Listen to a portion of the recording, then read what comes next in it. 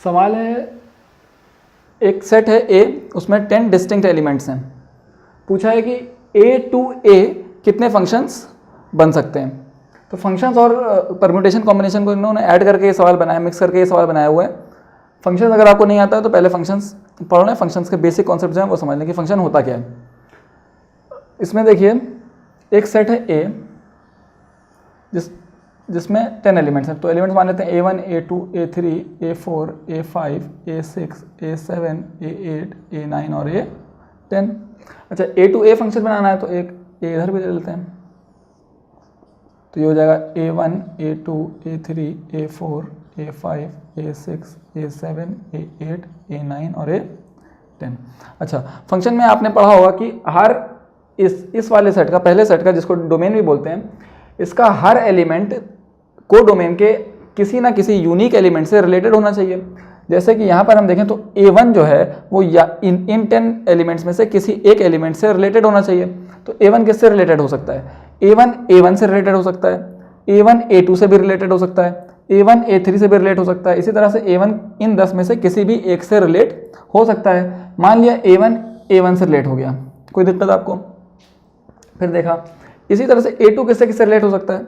A2 भी इनमें से किसी भी एक से रिलेट हो सकता है। A2 A1 से भी रिलेट हो सकता है, A2 से भी हो सकता है, A3 से लेकर A10 में किसी भी एक से रिलेट हो सकता है। मान लिया A2 भी A1 से रिलेट हो गया, कोई दिक्कत नहीं। इसी तरह A3 भी इनमें से किसी एक से रिलेट हो सकता है। माना A3 जो है A5 से रिलेट हो गया, A4 मान लिया A2 से रिलेट हो गया, A5 मान लिया A7 से रिलेट हो गया, A6 मान लिया A8 से रिलेट हो गया, A7 मान लिया A4 से रिलेट हो गया, A8 माना A9 से रिलेट हो गया, A9 A10 से मान लिया रिलेट हो गया, और A10 मान लिया A6 से रिलेट हो गया।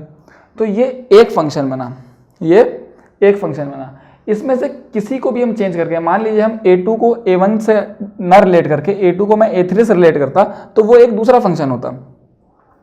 तो ये पूछा है, सवाल में पूछा है कि इस तरह से हम कितने फंक्शंस बना सकते हैं।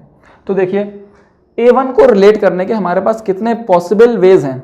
A1 को मैं इन 10 में से किसी के साथ भी रिलेट कर सकता हूँ, तो A1 को रिलेट करने के 10 तरीके। इसी तरह से A2 को रिलेट करने के भी अपने पास कितने तरीके? 10 तरीके हैं। A3 को भी रिलेट करने के 10 तरीके। इसी तरह से अगर हम देखें तो इन सब को रिलेट करने के कितने तरीके हैं? 10 तरीके हैं। सबको रिलेट करने के 10 तरीके हैं। तो टोटल पॉसिबल फंक्शंस कितने हो जाएंगे हमारे पास?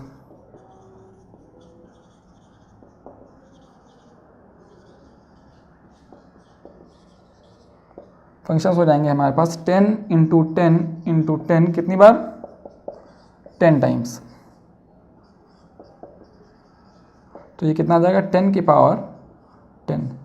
इतने पॉसिबल फंक्शंस हो सकते हैं जो A टू A हों, ठीक है। तो 10 की power 10 is the final answer.